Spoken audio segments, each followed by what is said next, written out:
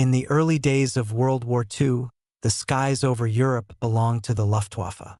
The German Air Force ruled with confidence and arrogance. Their sleek Messerschmitt Bf 109s and deadly Focke-Wulf 190s were the pride of German engineering.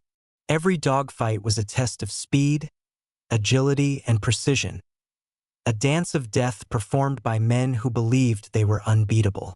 Then came rumors from across the Atlantic. The Americans were sending a new fighter into combat, a machine called the Republic P-47 Thunderbolt. When German pilots first heard of it, they laughed.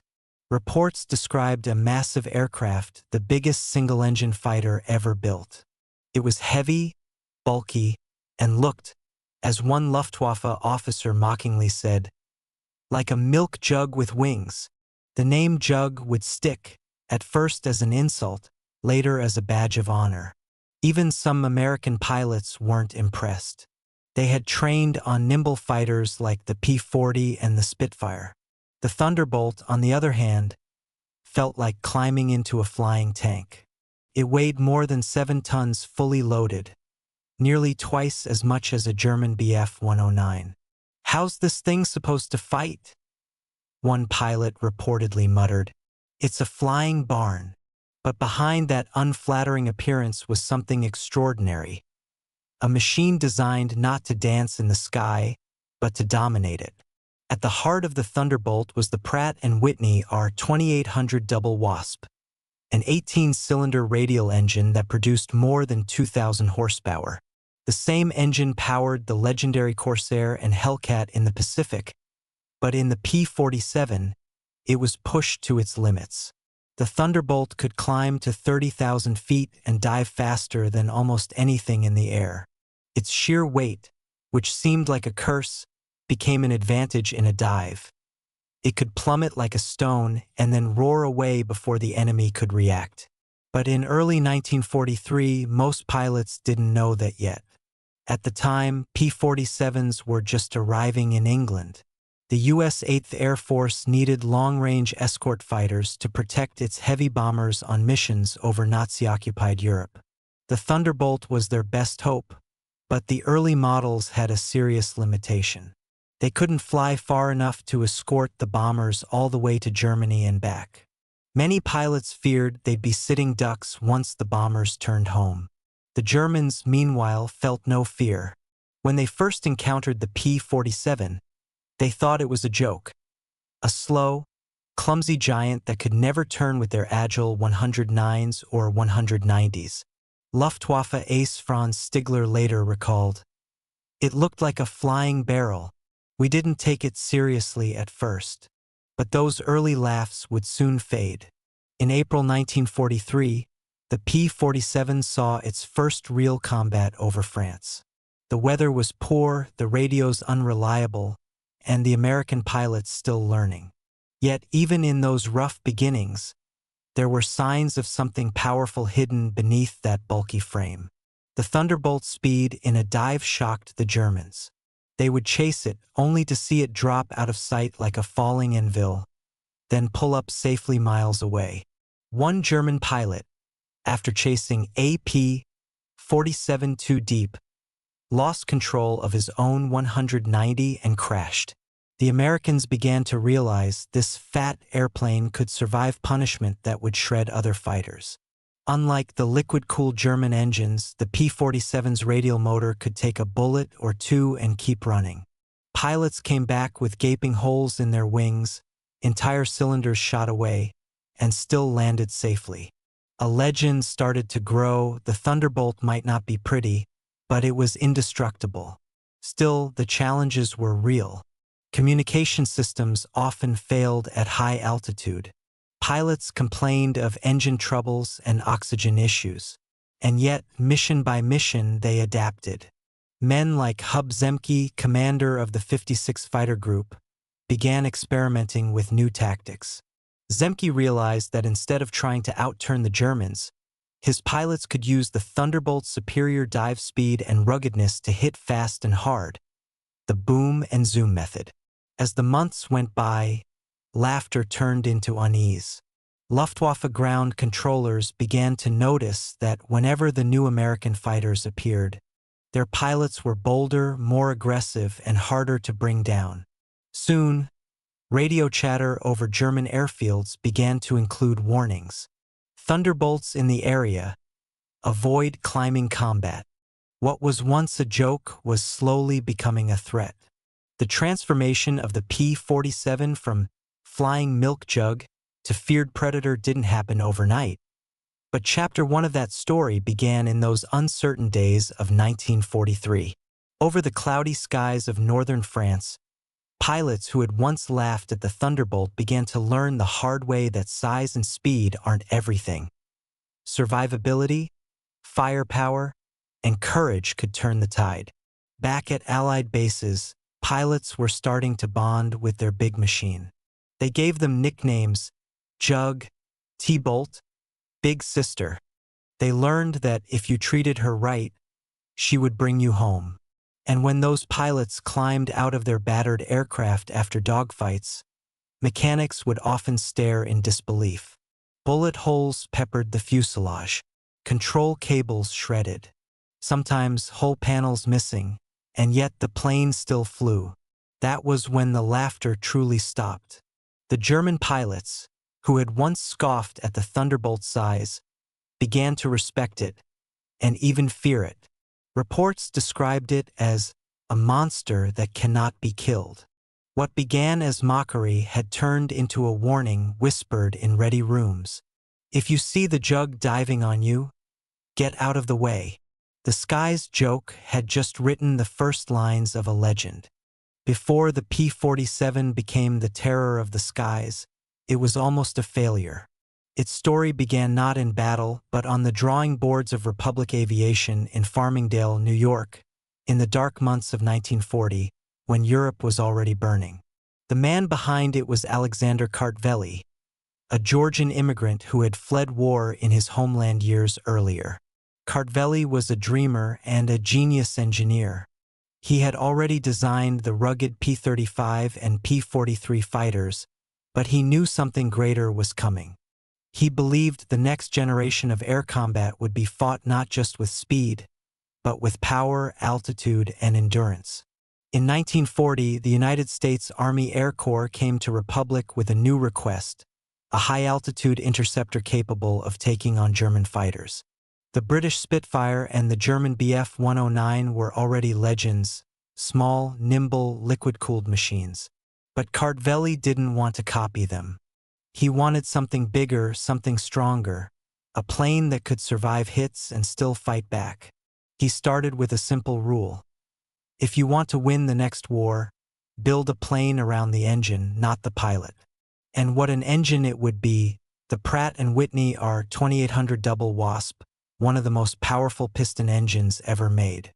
18 cylinders, over 2,000 horsepower. It was massive, and it demanded a massive airframe to contain it. That decision would shape everything. Kartveli's design became enormous. The wings were broad and thick to house 8 heavy Browning .50 caliber machine guns. The cockpit was armored like a tank.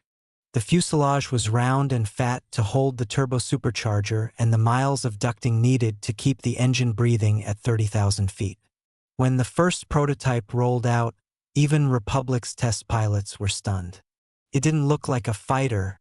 It looked like a bomber with delusions of grandeur. The brass at Wright Field weren't sure either.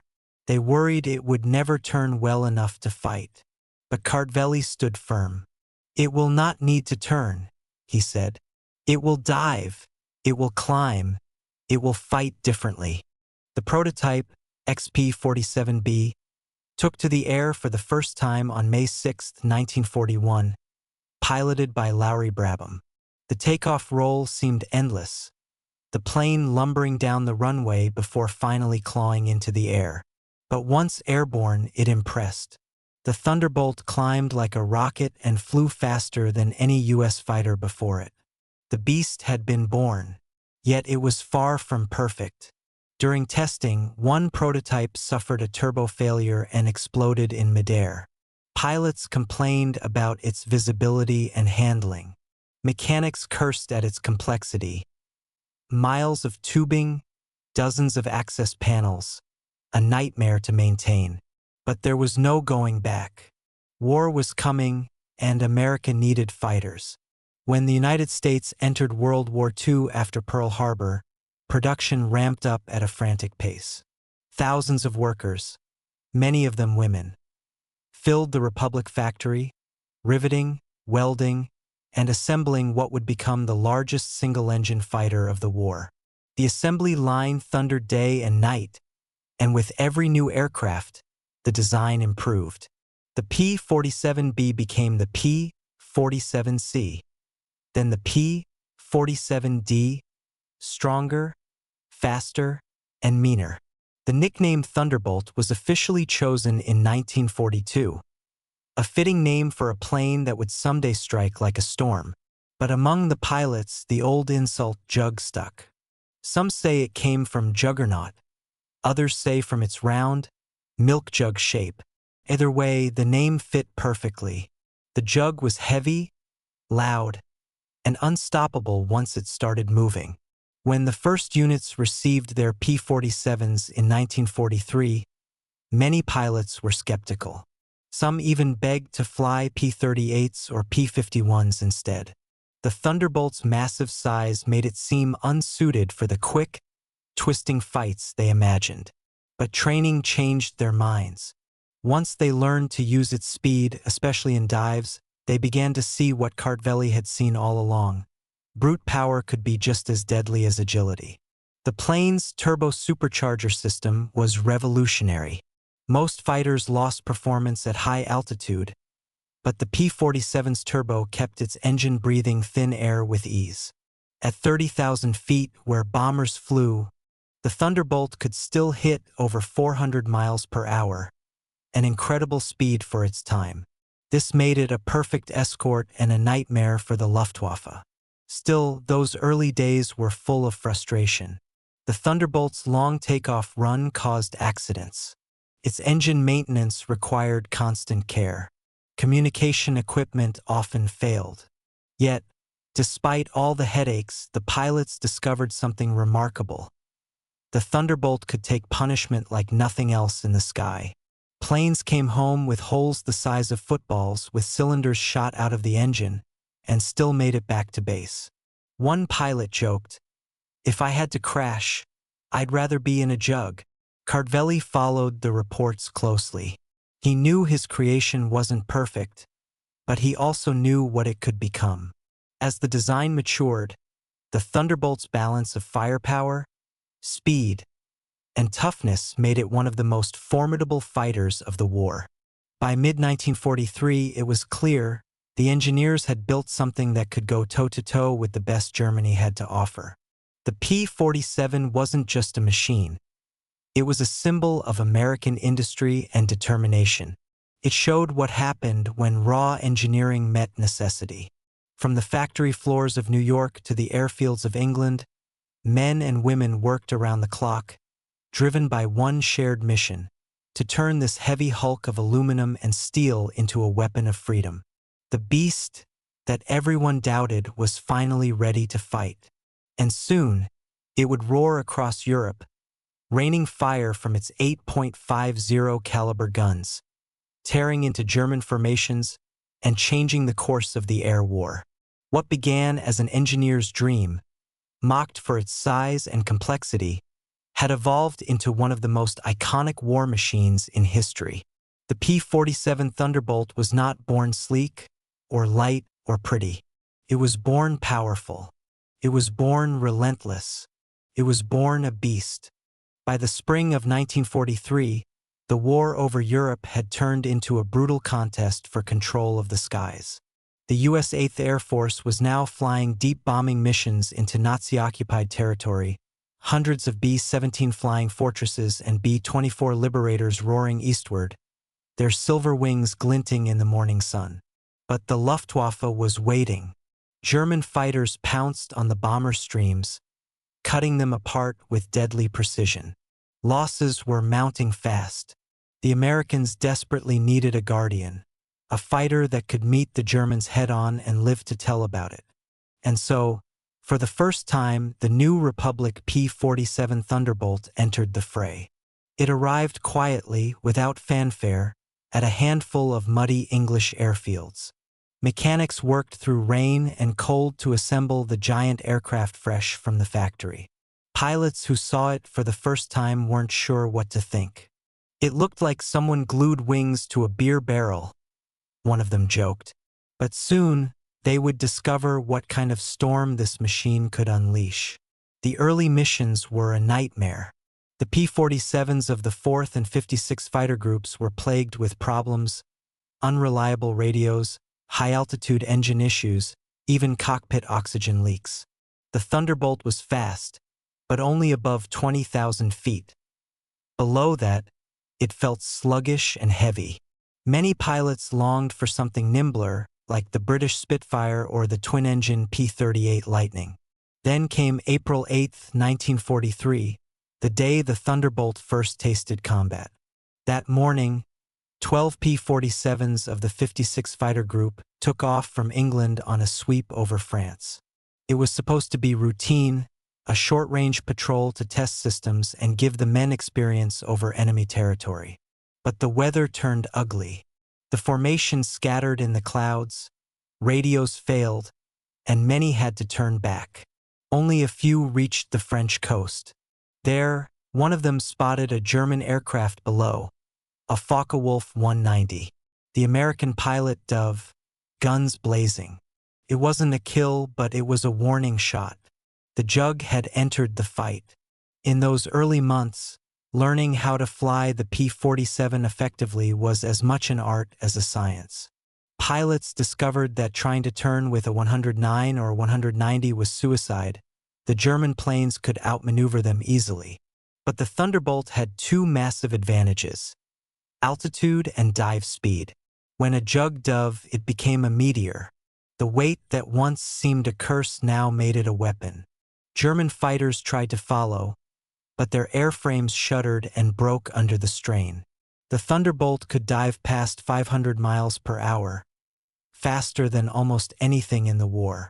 The tactic became known as boom and zoom: hit fast from above, then climb back out of reach.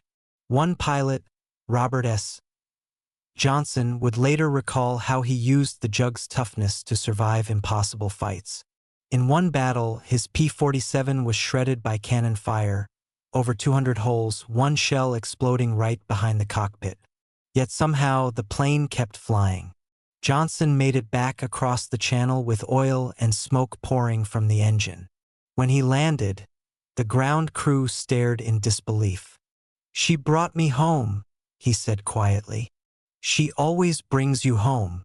Stories like that spread fast. Confidence grew. The pilots began to trust their heavy machine, to push it harder, to fight smarter. Soon, they were challenging Luftwaffe formations directly. German aces who had laughed at the Jug's bulk started to realize they were dealing with something new, something that refused to die. By mid-1943, Hub Zemke, commander of the 56 Fighter Group, was refining new tactics for his men. Zemke was a strategist, cool under pressure, always thinking ahead. He taught his pilots to use the Thunderbolt's strengths ruthlessly. Dive from high altitude, fire in a burst of .50 caliber fury, then climb away before the Germans could react. "Never turn with a 190, he warned. "Hit and run. Let the Thunderbolt do what it was built to do." The results were stunning. Soon, P-47s were claiming dozens of victories. Their 8.50 caliber guns could tear apart anything they touched, slicing through fuselages, wings, and engines in seconds. German pilots who once mocked the Jug began calling it the monster. They learned to recognize its silhouette: round nose, broad wings, diving fast like thunder from above. The Thunderbolt's reputation spread beyond the front lines. American bomber crews cheered when they saw P-47s forming up beside them. The heavy fighters gave the men in the B-17s hope, a promise that someone was watching over them. Yet the fight was far from easy. The The Thunderbolt still couldn't escort bombers all the way to Germany. Its range was limited. Once the bombers crossed deep into enemy territory, the P-47s had to turn back. The German fighters knew this and waited for the escorts to leave before pouncing on the bombers. It was a deadly pattern, one that would haunt the 8th Air Force until long-range fuel tanks were added later. Still, every battle was a step forward. The pilots and engineers worked hand in hand, solving problems one by one: new turbochargers, improved gun sights, better fuel systems. The Thunderbolt was evolving with every mission, turning from an awkward newcomer into a seasoned killer. By late 1943, the transformation was undeniable. Zemke's Wolfpack, the 56th Fighter Group, had become one of the most feared units in the sky. They racked up kills against Germany's best aces and protected bombers more effectively than anyone thought possible. When the Luftwaffe heard jugs were in the area, they braced themselves for a fight they might not win. The Thunderbolt's thunder was no longer just a sound in the sky. It was a symbol of a turning tide. The Americans were gaining confidence, skill, and dominance. The aircraft that had once been doubted by its own pilots now stood as a testament to American engineering and grit. Each takeoff was a deafening roar, each mission a gamble against death. But now, the men who flew the Jug knew they had a machine they could trust. The laughter that once echoed through German ready rooms had vanished, replaced by a wary respect. The beer barrel with wings had proven itself. The beast that Alexander Kartveli imagined on paper was now alive, thundering over Europe, rewriting the rules of air combat one mission at a time. The storm was building, and the real thunder was just beginning. By the summer of 1943, the American pilots of the 8th Air Force had learned to respect the P-47 Thunderbolt.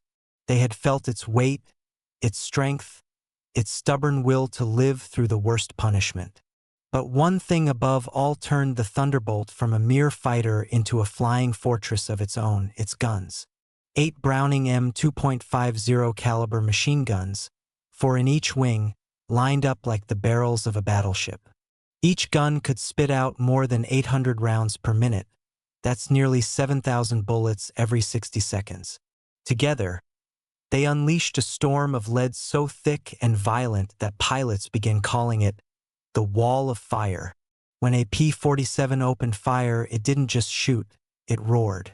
The combined thunder of 8 heavy guns shook the entire plane, the vibration rumbling through the cockpit and into the pilot's bones. Every squeeze of the trigger sent streams of bright tracers arcing through the sky, burning orange lines toward the enemy. German pilots who saw those tracers coming said it felt like watching the gates of hell open. The .50 caliber round was a monster of its own, a half-inch bullet that could tear through metal, armor, and flesh with ease. It wasn't elegant, but it didn't have to be. In the chaos of aerial combat, accuracy was often measured in bursts, not single shots. And when 8 guns converged on a target, the results were catastrophic. One of the first men to truly demonstrate this power was Lieutenant Robert S. Johnson of the 56th Fighter Group, Zemke's Wolfpack. On June 26, 1943, Johnson found himself alone, limping home from a mission after his P-47 had been shredded by flak and gunfire. Oil and smoke filled his cockpit, and his canopy was jammed shut. Then, out of the clouds, a FW-190 appeared behind him, flown by a Luftwaffe ace. The German made several passes, raking Johnson's Thunderbolt with cannon fire, expecting to finish the kill easily. But each time he attacked, the Jug refused to die. Johnson's thick armor and the rugged airframe absorbed the punishment. Finally, the German pulled alongside, shook his head in disbelief, and saluted before flying away. Johnson brought the crippled plane home, counting more than 200 bullet holes in its fuselage. The message was clear: the Jug could take it, and it could give it back even harder. When the Thunderbolt's guns did find their mark, the results were terrifying. A 2-second burst could shred a German fighter into fragments. One pilot described it simply: hit a 190 with all 850s, and it just disappears. Another said, it was like holding the hammer of God. The power of the Thunderbolt's guns wasn't just psychological, it changed air combat tactics. P-47 pilots learned to make short, decisive strikes. They would dive from high altitude, line up their targets, and unleash their 8 guns in a single deadly burst before zooming back to safety. They didn't need long chases or tight turns, just a few seconds of perfect aim. And those guns didn't only hunt aircraft. As the Allies pushed deeper into occupied Europe, the Thunderbolt was called upon to strike targets on the ground: trains, convoys, tanks, and anti-aircraft batteries. This heavy armament made it devastating in this new role. A strafing run from a Jug could turn a railway yard into a smoking ruin in minutes. German troops began to dread the sight of those broad wings glinting in the sunlight, followed by the flash of tracer fire screaming down from above. A pilot named Francis "Gabby" Gabreski, one of America's top aces, became a master of that deadly precision. He would later say that when the 8 guns fired together, you didn't just hear it, you felt it.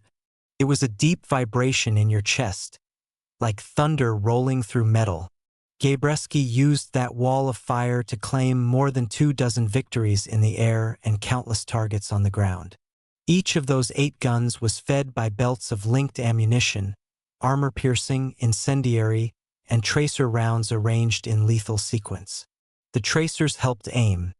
The incendiaries ignited fuel tanks. The armor-piercing shells finished the job. A single burst often set enemy planes ablaze before they could even react. It wasn't uncommon for Luftwaffe pilots to bail out at the first sign of a Jug diving on them. They knew what was coming. Ground crews took pride in maintaining those guns. Each had to be perfectly synchronized to fire without jamming. Crews would spend hours cleaning, testing, and loading thousands of rounds before every mission.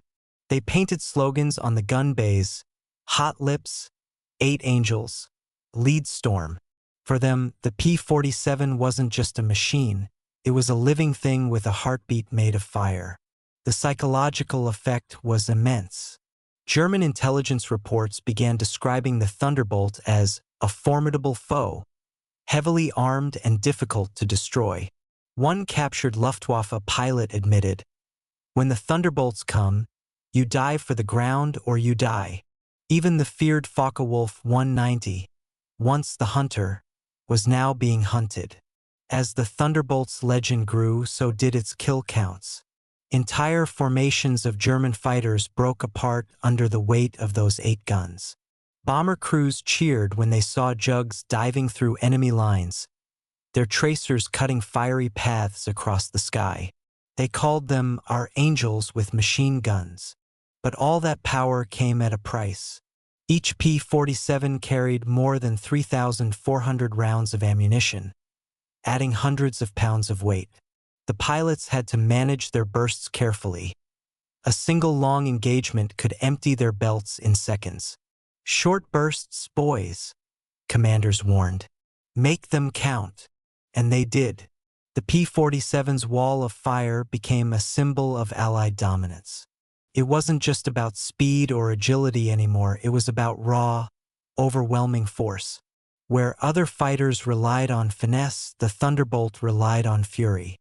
Could dive faster, shoot harder, and survive longer than anything the enemy had. By the end of 1943, Luftwaffe pilots no longer laughed at the Jug. They feared the flash of its guns more than the bombs of a B-17.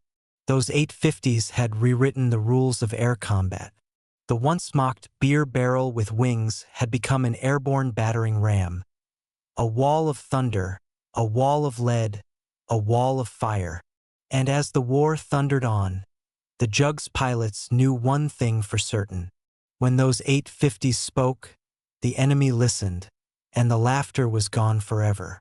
By the end of 1943, the laughter had stopped. The same Luftwaffe pilots who once joked about the flying milk jug were now whispering a different name for it, the monster, because the P-47 Thunderbolt, once dismissed as a clumsy brute, was now tearing through the skies of Europe with relentless fury. And the men who flew it were ready for revenge. Every mission had a purpose now. Every takeoff from a rain-soaked English airfield carried the weight of fallen friends. Bomber crews burned out of the sky, fighter pilots shot down and never seen again. The Thunderbolt pilots weren't fighting for glory anymore. They were fighting to make the enemy pay.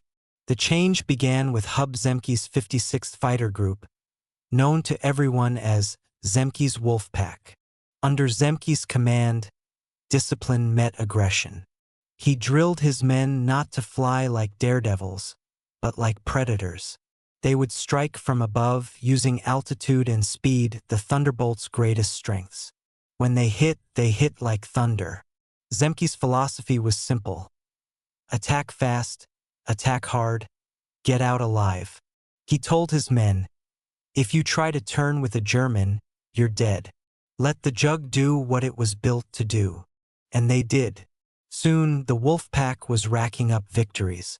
By early 1944, they had destroyed more enemy aircraft than any other group in the 8th Air Force.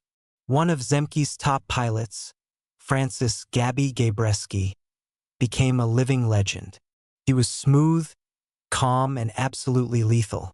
Gabreski knew his machine inside and out. He could tell the health of the engine by the pitch of its roar. He stalked his prey high above Germany, waiting for the perfect moment. A flash of silver, a bank of cloud, the glint of sunlight off a German wing, and then 850s erupted in fury. In seconds, the enemy disintegrated into a fireball, tumbling toward the earth below. Gabreski's confidence was unshakable. He once told a young pilot, just remember, they're the ones who should be scared now. The Germans quickly learned he was right. In one encounter, a formation of Focke-Wulf 190s tried to ambush a group of American bombers. Before they could close in, a squadron of jugs dropped from the clouds above like hawks. Within minutes, half the German formation was in flames. Survivors radioed frantic warnings. Thunderbolts! Thunderbolts everywhere! The P-47 had finally become what its designer, Alexander Kartveli, had dreamed it would be, a fast, furious beast that ruled the high altitudes. At over 30,000 feet, it was untouchable. Its massive turbo-supercharged engine roared where the Luftwaffe's smaller, liquid-cooled planes gasped for air. German pilots would try to climb after it and stall out, watching helplessly as the jug rolled over and dove straight back at them. And when it did, when those 8.50 caliber guns lit up, it was chaos. The air filled with tracers, debris, and black smoke. In those moments, the laughter that once echoed through German airfields was replaced with dread. But revenge wasn't just in the air, it was personal. Many P-47 pilots had seen friends shot down by the Luftwaffe earlier in the war. Now, with the jug finally proving its dominance, they were determined to settle the score. Robert S.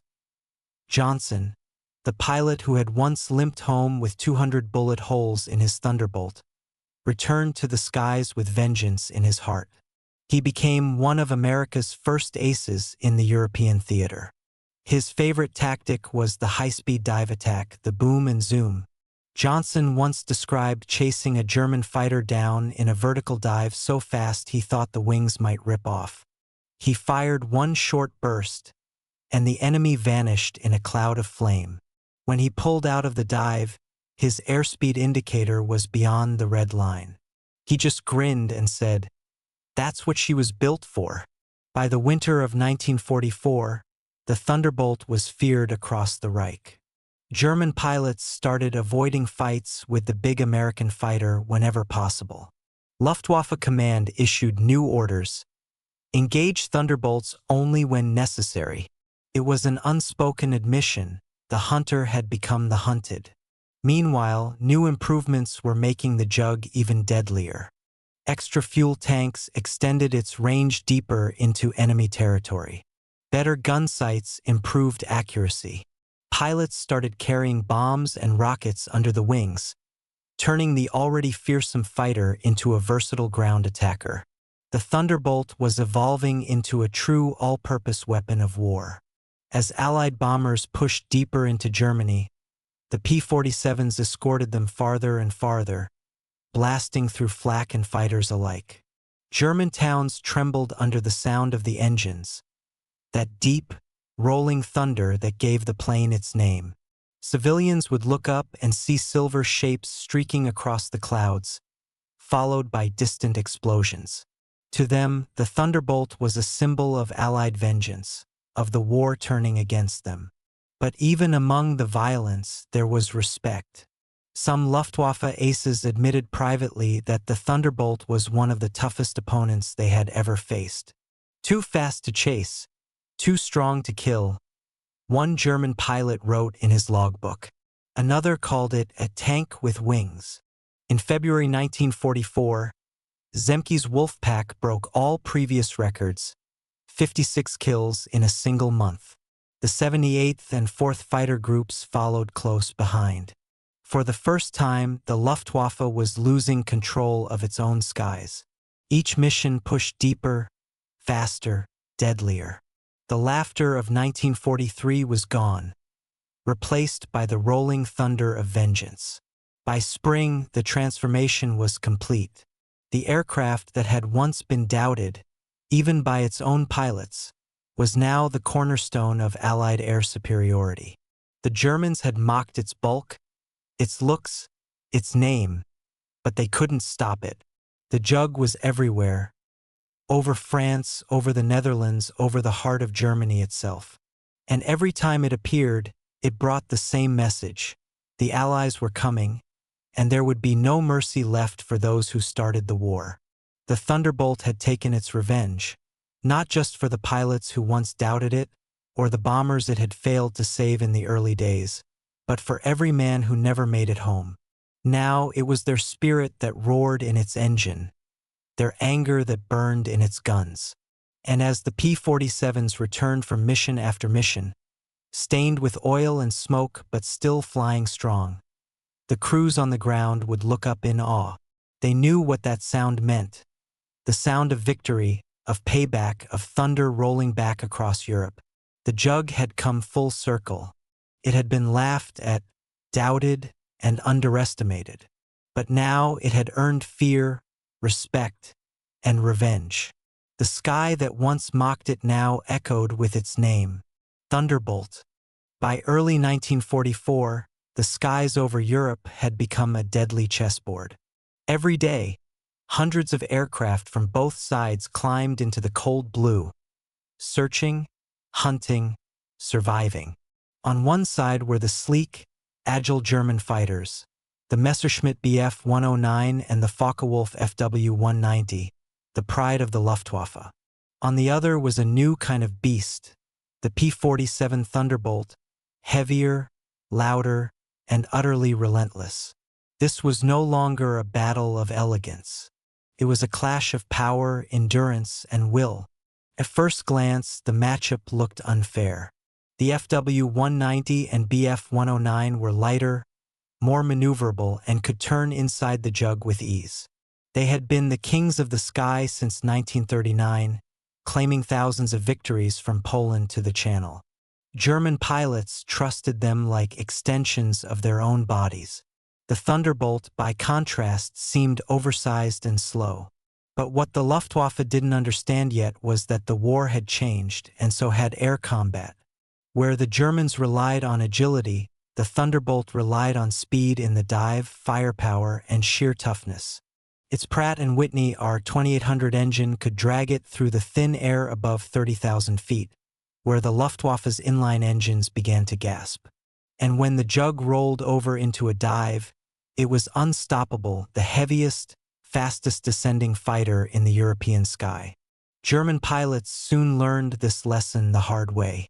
In late 1943, over northern France, A group of FW-190s tried to ambush a formation of P-47s escorting B-17 bombers. The Germans swooped in, confident they could outturn the American planes. But as they began their attack, the Thunderbolts suddenly rolled over and dove straight down. The Jugs plunged through the clouds like meteorites, their airspeed climbing past 450 miles per hour. The FW-190s tried to follow, and couldn't. Their engines screamed, wings began to shake, and one by one they pulled out, terrified of ripping their aircraft apart. Moments later, the P-47s zoomed back up from below, blasting through the German formation with 8 blazing guns. 3 190s went down in flames before the rest fled. That day, the Luftwaffe learned a new truth. You could outturn a Thunderbolt, but you couldn't outrun or outdive it. The Messerschmitt Bf 109, the Luftwaffe's veteran workhorse, posed a different challenge. It could climb faster and had an excellent rate of roll. In the hands of an expert like Erich Hartmann, it was still deadly. But the 109 was delicate, its liquid-cooled engine vulnerable to even a single .50 caliber hit. Thunderbolt pilots knew that if they could get one burst on target, the fight was over. One such duel took place in March 1944, near Münster. Captain Donovan Smith of the 56 Fighter Group spotted a lone Bf-109 diving on a bomber formation. Smith pulled his Jug into a steep climb, engines roaring at full power. The German fired first, white tracers slicing past the canopy. But Smith kept climbing, stalling on the edge of a stall, waiting. Then, in one swift motion, he kicked the rudder, rolled over, and dove straight down after his opponent. The 109 pilot panicked, trying to pull away, but the Thunderbolt was faster in the dive. Smith closed the distance, lined up the gun sight, and fired a 1-second burst. 8.50 caliber rounds slammed into the German's tail and engine. The Messerschmitt exploded mid-air, its pieces scattering through the clouds. Smith's voice came calmly over the radio. One less to worry about. The Thunderbolt's toughness often turned what should have been losses into miraculous survivals. German cannon shells might rip holes through its wings, but the Jug's radial engine, without fragile coolant lines, kept turning. Pilots told stories of coming home with half their tail missing or an entire cylinder shot away. A 190 or 109 hit that hard would have been gone in seconds. Even Luftwaffe veterans grew frustrated. One German ace wrote in his diary, "We hit the American fighter many times, but it will not burn. It only turns and shoots again." Another admitted after the war, the Thunderbolt was like fighting a stone wall. You could kill it only by accident. But make no mistake, the FW-190 remained a fierce opponent. Its twin 20mm cannons and roll rate made it a lethal adversary in close combat. Thunderbolt pilots quickly learned that a turning fight with the 190 was suicide. Instead, they developed the boom and zoom tactic, diving from above, firing a short burst, and climbing away before the German could react. Speed was their armor. Altitude was their advantage.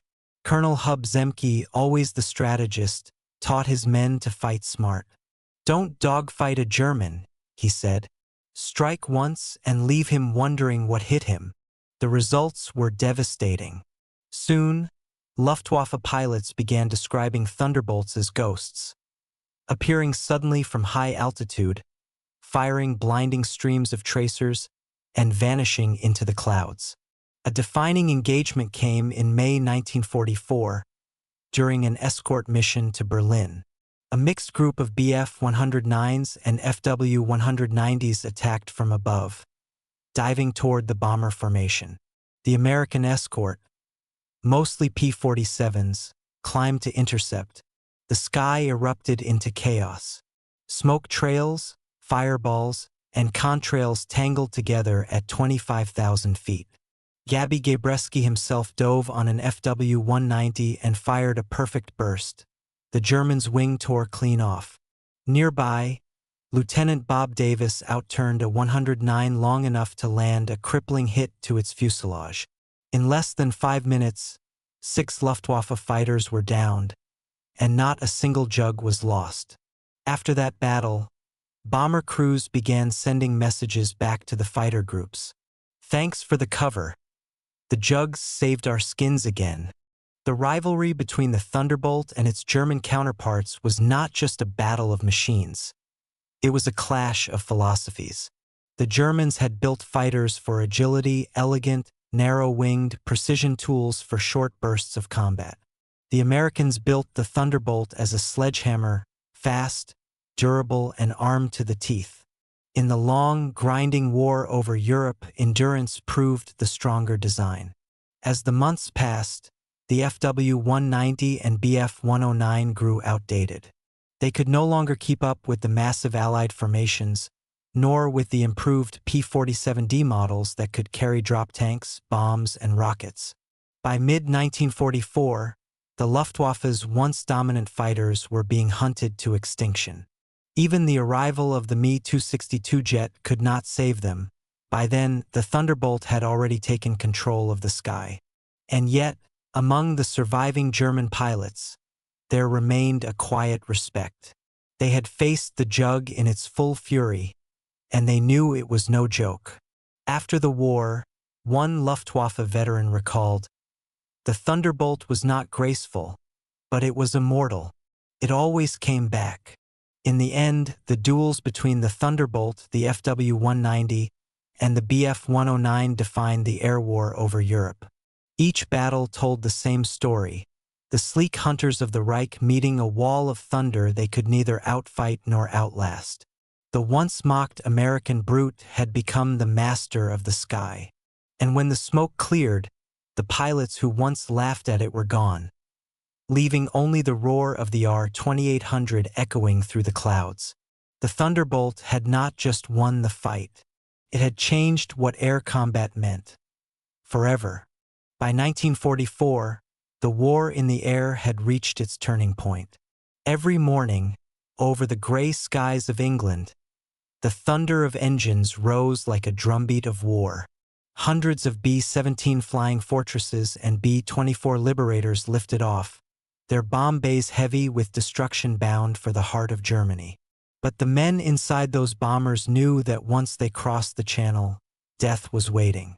The Luftwaffe's fighters, the FW-190s and Bf-109s, would be circling above the clouds, ready to strike. At 25,000 feet, there was no mercy, no place to hide. What those bomber crews needed was protection. And in 1944, that protection finally had a name: the P-47 Thunderbolt.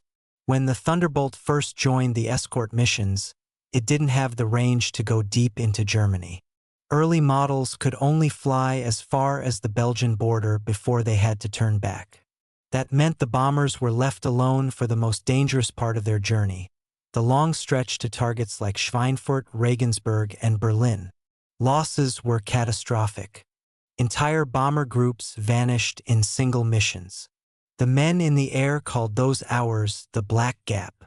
But engineers and pilots refused to accept that. New drop tanks were designed, first 75-gallon, then 150-gallon, then even larger steel belly tanks. Each one extended the jug's range a little farther east.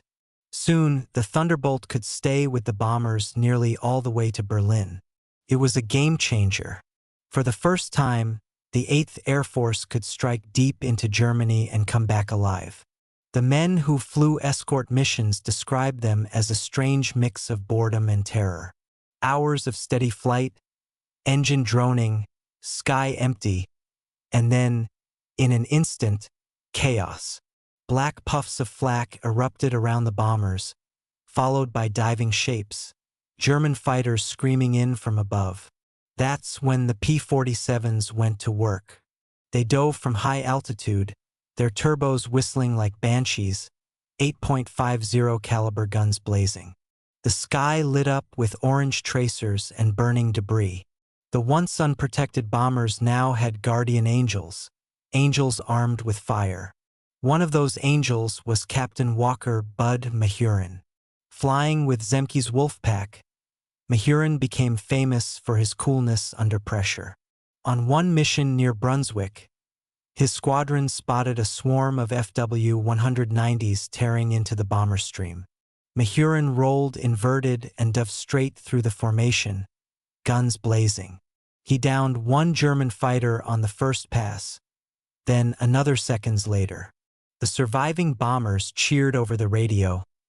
"The jugs are here! The jugs are here!" That cry became a lifeline, a sound every bomber crew prayed to hear. The Thunderbolt's presence changed the psychology of air war.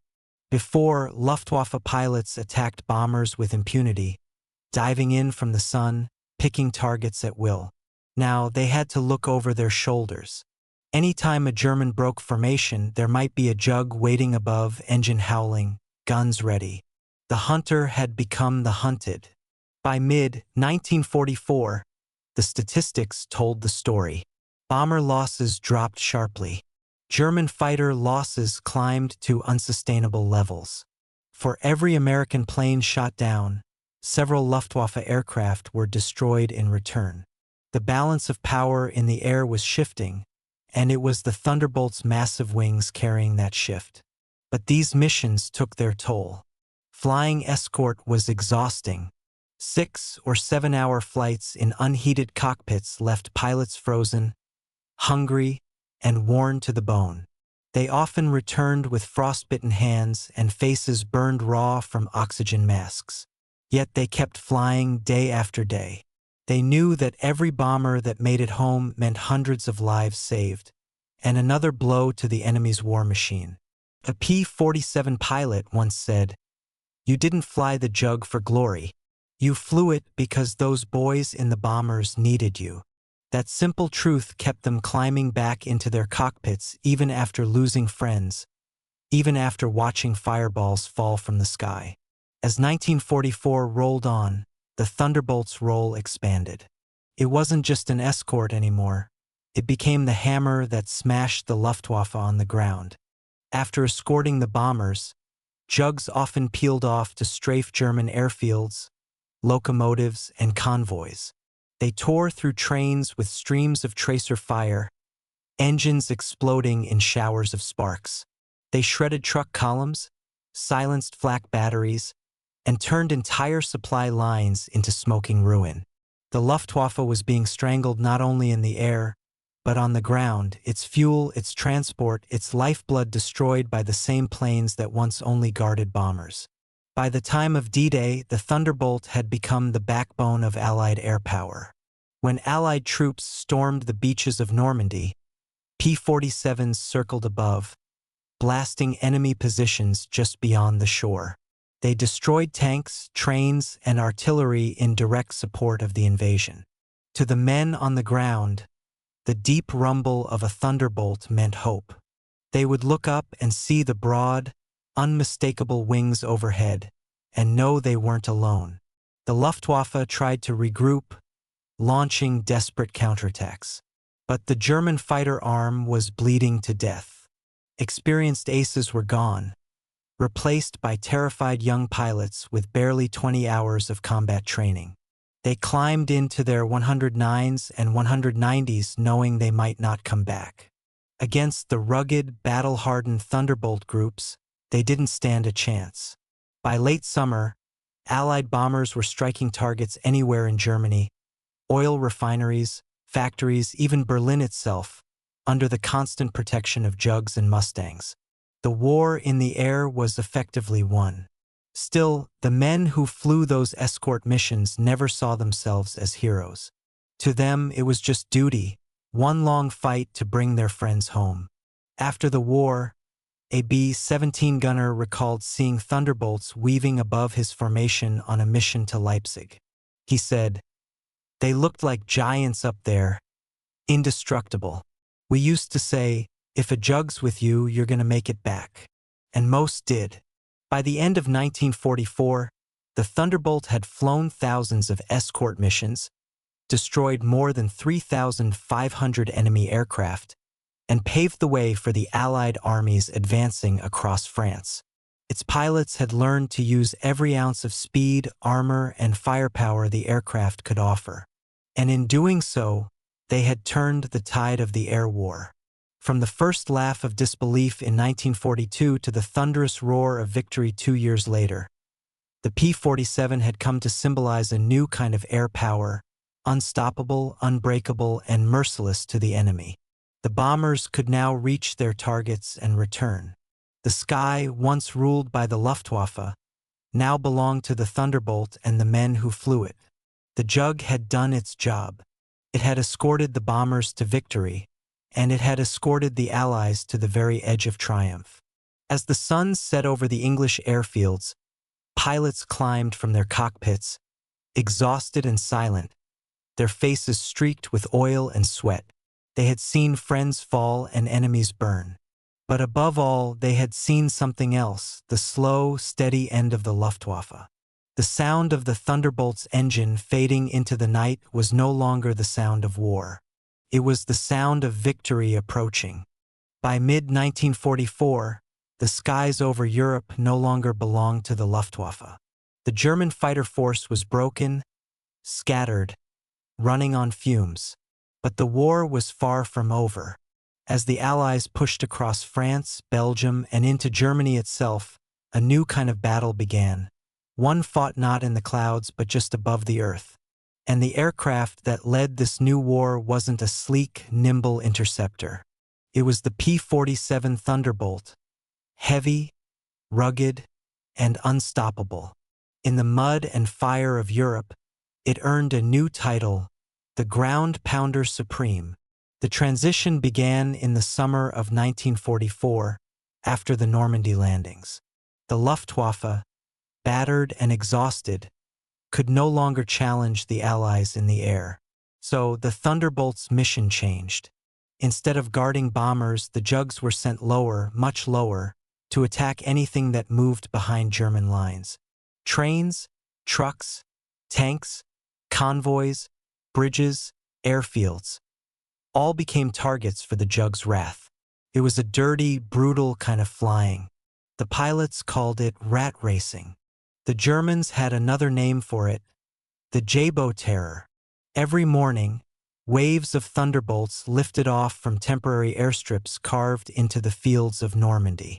They flew in pairs or fours, skimming treetops, engines howling. Their wings carried 500-pound bombs, high-velocity rockets, and thousands of rounds of .50 caliber ammunition. They hunted the enemy like wolves. One pilot described it perfectly. "We were like vultures looking for movement, a glint of sunlight on a truck windshield, smoke from a locomotive, a flash from a gun barrel. Once we saw it, that was it." The P-47 was built for this kind of war. Its thick armor protected the pilot from small arms fire, and its massive radial engine could take hits that would destroy any other aircraft. Flak bursts tore holes through its wings, machine gun rounds riddled its fuselage, and still, the Jug came home. Many pilots returned to base with their planes looking like flying scrap heaps, but still running strong. The men who flew it began to say, "If you're in a Jug, you'll make it back." One of the most famous ground attack groups was the 362nd Fighter Group, nicknamed the Mogens Maulers. Under Colonel Joe Laughlin, they became experts in close air support. During the Battle of the Falaise Pocket, where the German army was trapped in August 1944, the Maulers attacked day and night. Convoys were annihilated, tanks burned, bridges collapsed. When the battle was over, Allied ground troops reported that hundreds of German vehicles had been destroyed, most by P-47s. Pilots like Lieutenant Robert Coffey and Captain Joe Laughlin developed a deadly rhythm. Dive at 45 degrees, release bombs at 3,000 feet, pull up hard, then roll over and strafe the survivors with 8 blazing guns. They called it the Jug Ballet. On the ground, German soldiers called it hell. One survivor of the Falaise Pocket later said, "We could not move in daylight. Every road was watched. If you lit a cigarette, a thunderbolt came. The P-47's heavy payload made it a flying artillery piece. It could carry more than 2,500 pounds of bombs, almost as much as a medium bomber, and still fight its way home. Some jugs carried high-explosive bombs. Others were loaded with rockets that screamed toward their targets at 700 miles per hour. The rocket-armed Thunderbolt became the nightmare of German tank crews. Armor-piercing shells could crack open a Panther or Tiger if they hit the top or rear. Even near misses were enough to flip trucks and shred infantry. In September 1944, during Operation Market Garden, P-47s provided constant cover for Allied troops advancing through Holland. When the paratroopers at Nijmegen were pinned by German tanks, it was the Thunderbolts that saved them. Flying through smoke and flak, the jugs dropped their bombs within yards of friendly lines. Tank after tank went up in fireballs. The paratroopers cheered as the jugs roared overhead, wings flashing silver in the sun.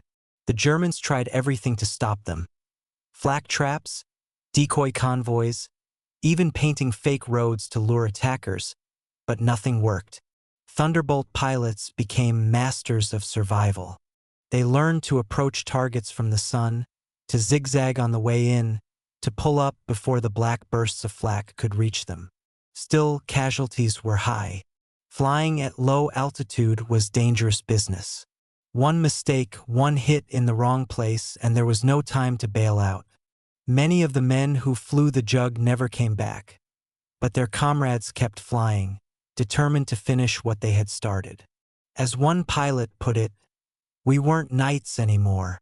We were hammer blows." By the winter of 1944, the P-47 had become the backbone of the Allied tactical air forces. During the Battle of the Bulge, when German armor broke through the Ardennes, it was the Thunderbolt that helped stop them. Despite snow, fog, and bitter cold, the jugs flew mission after mission. When the weather cleared on December 23rd, they descended on German columns like avenging angels. In a single week, hundreds of tanks, trucks, and guns were destroyed. American ground troops began saying, "If you can hear the jug, you're safe." Even General Eisenhower later admitted that close air support from the P-47 was a decisive factor in halting the German offensive. It wasn't glamorous work. No elegant dogfights, no soaring duels in the clouds, but it was deadly effective. The jug had become the sledgehammer of the Allied army. The pilots grew close to the men on the ground. Tank crews and infantrymen painted, "Thank you," jugs on captured German signs. Some units even sent messages directly to P-47 groups, thanking them for saving their lives. For the first time in history, air power and ground power worked as one, and at the heart of that cooperation was the Thunderbolt. By 1945, P-47s had destroyed over 86,000 enemy vehicles, 9,000 locomotives, and 6,000 armored units. The Luftwaffe was gone, the German army was crippled, and the road to Berlin lay open. All of it made possible by thousands of sorties flown by men in big, battered jugs. When the war finally ended, the Thunderbolt's reputation was sealed. It had started as a misunderstood brute, mocked for its size, doubted for its agility. But by 1945, it was hailed as the most rugged, most feared fighter bomber in Europe. Its pilots had turned its weight and power into unmatched lethality. Even the Germans, who once laughed at its shape, came to respect it deeply. A captured officer said after the war, "We feared your Thunderbolt more than your tanks."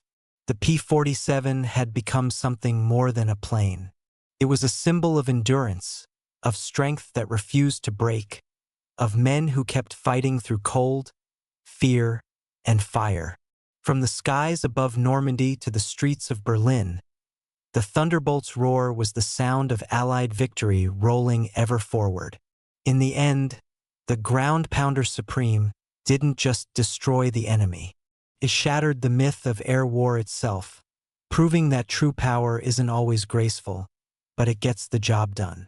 The Jug had descended from the clouds, embraced the mud and smoke, and helped end a world at war. And as peace finally returned to Europe, the echo of its engine still lingered, the deep, rolling thunder of freedom. By early 1945, the war in Europe was entering its final, desperate phase. The Reich was collapsing, cities in ruins, armies retreating. But the fighting was fiercer than ever. Every bridge, every road, every patch of forest hid German guns and ambushes. And in that chaos, the P-47 Thunderbolt and its pilots kept flying through snow, through fire, through walls of flak, until the last shot was fired. They had started the war as outcasts, doubted even by their own commanders. But by the end, they were legends. They had earned their respect the hard way, not with glory or showmanship, but with grit, courage, and the scars of battle. The winter of 1945 was bitter and gray. Allied forces pushed across the Rhine while the Luftwaffe, once the terror of Europe, was dying a slow death. Most German planes were grounded by fuel shortages. But the ones that still flew were desperate, often piloted by boys barely out of training. Yet even cornered, they could still kill. In January, during the last gasp of the Luftwaffe's Operation Bodenplatte, hundreds of German fighters launched a surprise attack on Allied airfields. At dawn, Messerschmitts and Focke-Wulfs swooped low over Belgian bases, strafing parked aircraft and fuel dumps. But among the smoke and confusion, the Thunderbolts fought back. At Asch Airfield, the 366th Fighter Group, the Hellhawks, scrambled into the air under fire. Their Jugs were barely off the ground when German fighters came at them head-on. In minutes, the sky turned into a storm of tracers and explosions. When it was over, the Thunderbolts had destroyed over 20 enemy planes and saved the airfield from annihilation. One pilot, Lieutenant Edwin R. Wright, shot down 3 FW-190s in a single sortie. It was one of the last great dogfights of the war, and a final reminder of the Jug's unmatched resilience. As spring came, the Thunderbolts shifted once more from air duels to relentless ground attack. They became the hammer that broke Germany's last defenses. Bridges over the Rhine, rail lines to Berlin, and armored columns retreating from the east, all were hunted by the Jugs. In March, during the crossing of the Rhine near Remagen, P-47s flew more than 2,000 sorties in a single week, blasting German artillery and troop movements. One pilot wrote in his diary, "Every mission feels like flying into a volcano, but if we stop, the boys on the ground die. So we keep going." The cooperation between the airmen and the soldiers had become seamless. Radio calls for help were answered within minutes. A tank unit pinned by enemy fire would call, "We need a Jug strike," and soon the sky would rumble. The soldiers would look up and cheer as the Thunderbolts came in low, rockets screaming, machine guns thundering. They trusted the Jugs and the men who flew them. One of those men was Lieutenant Colonel Francis Gabby Gabreski, America's top Thunderbolt ace. By the time he was shot down in July 1944, Gabreski had 28 confirmed victories, all in the P-47.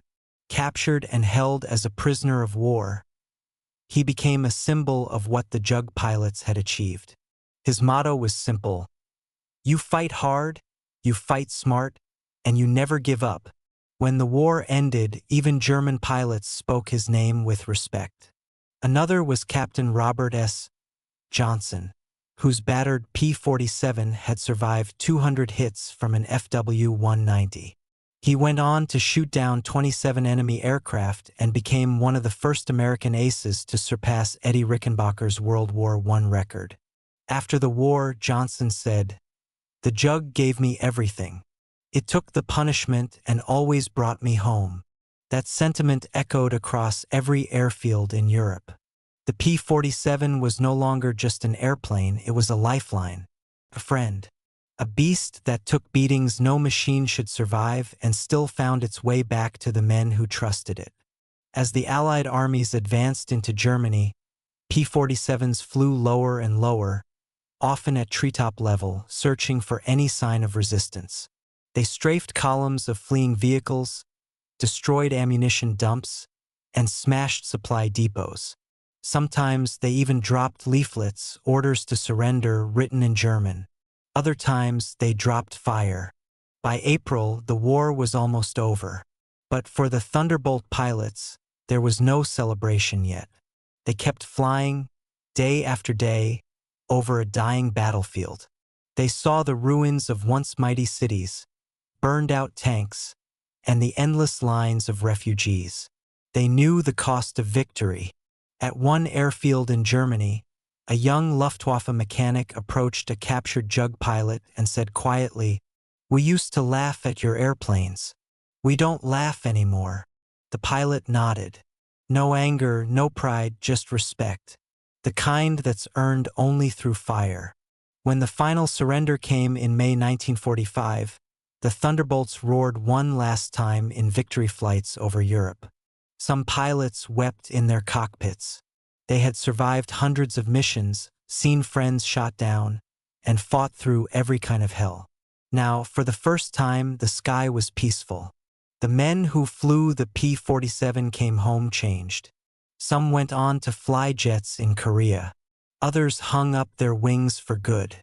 But all of them carried the same bond, the bond between man and machine, forged in danger and endurance. Historians would later call the P-47 the most versatile fighter of the war. It wasn't the fastest or the prettiest or the most famous, but it was the toughest, could fight, dive, bomb, and take punishment like no other. And it saved more lives than any other single-engine fighter in the Allied arsenal. Even its enemies came to respect it deeply. German ace Gunther Röhl, who flew both the Bf-109 and the Me-262, once said after the war, "The Thunderbolt was a monster impossible to kill. We feared it because we could not stop it." When peace finally settled over Europe, many Thunderbolts were parked quietly on airfields, their engines cold, their wings streaked with soot and oil. Some were scrapped, others sent to faraway countries. But those who had seen them in action never forgot their sound, that deep, rolling rumble like distant thunder. It was the sound of power, of courage, of men who refused to give up. In time, the P-47 became a symbol not just of victory, but of perseverance. It taught a generation that strength comes in many forms, that sometimes the heaviest fighter, the one everyone mocks, becomes the very weapon that ends a war. And so, the legend of the Thunderbolt lived on. Not in museums or textbooks, but in the memories of those who heard it scream overhead, raining fire on the enemy and hope on their friends below. The Jug had faced mockery, doubt, and death. But through it all, it earned something no designer could build and no enemy could destroy: respect. Respect forged not in triumph, but in fire. And when the last echoes of war faded, the Thunderbolt's story remained, a thunder that would never truly die. When the guns finally fell silent in May 1945, the skies over Europe changed forever. The deep growl of engines faded into memory. Airfields once filled with roaring Thunderbolts now lay quiet, their muddy runways littered with tired, oil-stained aircraft. The war was over, but the story of the P-47 Thunderbolt was not. Its legacy was only beginning. For the men who had flown it, the Jug was more than just a machine. It was a survivor, a guardian, and in many ways a friend.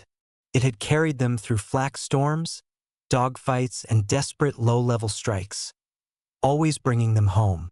When the pilots returned to base after victory parades and celebrations, many would walk down the flight line and place a hand on the nose of their battered P-47, whispering quiet thanks. The bond between man and machine had been forged in the fire of war. But the world was moving forward. Jet power was coming.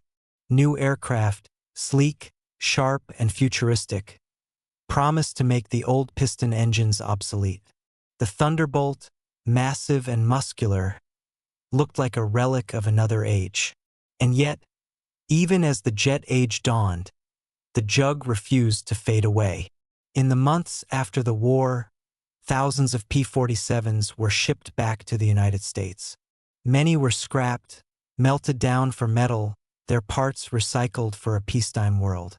But others found new homes in the National Guard, in training schools, and in the air forces of nations rebuilding after years of conflict. From France to Brazil, from Italy to Mexico, the Thunderbolt flew on. In South America, it became the backbone of several air forces. Brazilian pilots, who had flown Jugs alongside the U.S. Army Air Forces in Italy, brought them home and used them for years afterward. In Latin America, the P-47 served not only as a fighter but as a symbol of modernity and strength, the iron thunder of democracy made visible in the skies. In Europe, too, the Jug had left its mark. When peace returned, French and Italian pilots trained on the same type of aircraft that had helped liberate their countries. For them, flying the Thunderbolt wasn't just duty. It was a reminder of freedom hard-won. But perhaps the most remarkable part of the Thunderbolt's legacy wasn't where it flew next, but what it represented. It proved a truth that echoed through generations of aviation history. Power, protection, and reliability could matter more than elegance. In a war defined by speed and innovation, the Jug stood apart. Not the fastest or the sleekest, but the toughest. It was the machine that pilots trusted when everything else went wrong. Many engineers who worked on later aircraft, including the Republic F-84 Thunderjet and the F-105 Thunderchief, carried forward the lessons of the Jug. Both designs inherited the P-47 spirit: strong airframes, powerful engines, and the ability to take punishment and still fight. In fact, every Republic jet that followed carried part of the Thunderbolt's name, Thunder, as if to honor the aircraft that started it all. The Republic Aviation Company, led by designer Alexander Kartveli, built on that legacy for decades. Kartveli himself would go on to design the F-84 and the mighty F-105. Both descended from the same philosophy that created the P-47. Make it fast, make it strong, and make sure it brings the pilot home. Back in the United States, the men who had flown the Jug formed lifelong bonds. Reunions were held every year, gatherings of gray-haired veterans who once ruled the skies. They shared stories of missions over France, of dogfights with Focke-Wulfs, of nights when they thought they wouldn't make it back. And always, someone would say, "It was the Jug that saved me." There would be a pause, quiet, respectful, as they remembered those who didn't return. In museums across America and Europe, restored Thunderbolts began to appear. Mechanics and enthusiasts spent years bringing them back to life, polishing metal and restoring faded insignias. When one of them finally took to the air again, people would stop and look up. That deep, rolling sound, the unmistakable rumble of a Pratt & Whitney R2800 engine, stirred something in their hearts. It was the sound of history waking up. At air shows, younger generations who had never known war would gather in silence as the P-47 roared overhead. Children covered their ears, veterans stood a little taller, and the crowd could almost imagine what it felt like in 1944, when that sound meant salvation. The Thunderbolt story didn't end with nostalgia. This combat record remains one of the most extraordinary in history. Over 7,000 enemy aircraft destroyed, more than 86,000 vehicles and 9,000 locomotives knocked out, and countless lives saved. It served in every major theater of the war, from the beaches of Normandy to the jungles of Burma. And through it all, it kept proving a simple truth. You could laugh at the Jug, but you could never beat it. Even enemy pilots, once its fiercest critics, came to respect it. German ace Heinz Bahr reportedly told Allied interrogators, "The Thunderbolt, Yes, it was slow to turn. But if you saw it behind you, you prayed. That kind of respect, earned from foes who once laughed, became part of the Jug's enduring legend. In the decades that followed, the world changed beyond recognition. Jet aircraft reached the edge of space, missiles replaced dogfights, and war itself became something different. But the lessons of the Thunderbolt never faded. Its ruggedness inspired new generations of aircraft built not just for speed, but for survivability, planes like the A-10 Thunderbolt II, named in its honor. When the A-10 first entered service in the 1970s, pilots immediately saw the connection. Big, tough, heavily armed, and designed to protect soldiers on the ground, it was the spiritual successor to the old Jug. And fittingly, its nickname was the Warthog, another ungainly, underestimated brute that turned out to be unstoppable. The A-10's designers openly admitted, "We built it with the heart of the Thunderbolt." Today, only a handful of original P-47s still fly. Each one is a living echo of a time when courage met machinery in the skies above a burning world. At airfields from Duxford to Oshkosh, their silver wings still shine, and their engines still growl with that same deep thunder. They fly not as weapons anymore, but as memories, a reminder of what determination and engineering could achieve together. For every veteran who once sat in that cockpit, every mechanic who turned a wrench, and every soldier who looked up and saw a Jug overhead, the legacy endures. It lives in the roar of a radial engine, in the curve of a wing, in the simple truth that strength and heart can change history. The P-47 Thunderbolt began as a joke, a barrel with wings, a flying tank, but it ended as one of the most respected machines ever built. It earned that respect not through beauty or grace, but through fire, courage, and an unbreakable will to survive. Even now, nearly a century later, when one of those engines starts and the sky trembles, people turn their heads. They smile, and somewhere deep inside, they feel it, that same rolling thunder that once shook the skies of Europe. Because legends don't fade. They echo, and the echo of the Thunderbolt still rolls across the world. A sound of power, of defiance, and of the men and women who proved that even the heaviest fighter could carry the weight of victory. The legacy of the Thunderbolt lives on, not just in metal and memory, but in the very spirit of those who dare to fly into the storm.